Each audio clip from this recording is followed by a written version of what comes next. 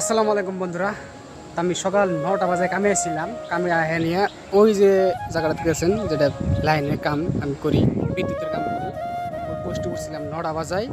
এখন সময় বাজে 3টে, 9টার থেকে 3টা পর্যন্ত ওই পোস্টের উপরে কাম করতেছি।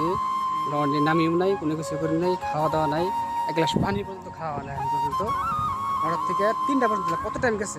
এত টাইমের ভিতরে কোনো খাওয়া দাওয়া করা অনেক, কোনো কিছু করা অনেকে বাবুন তেলি কতটা কষ্ট করা লাগে।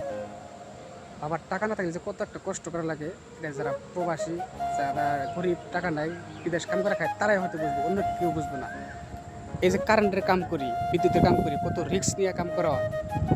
যে কোনো সময় আমরা, আল্লাহ না করি, যে কোনো সময় মারা যেতে পারি কারেন্ট ছটকায়। যাই হোক, আল্লাহ রহমতে আজ পর্যন্ত কোনো কিছু অনেকে দোয়া করবেন, কোনো কিছু যেন হয় না, বহুত সেফটি নিয়ে কাম করি।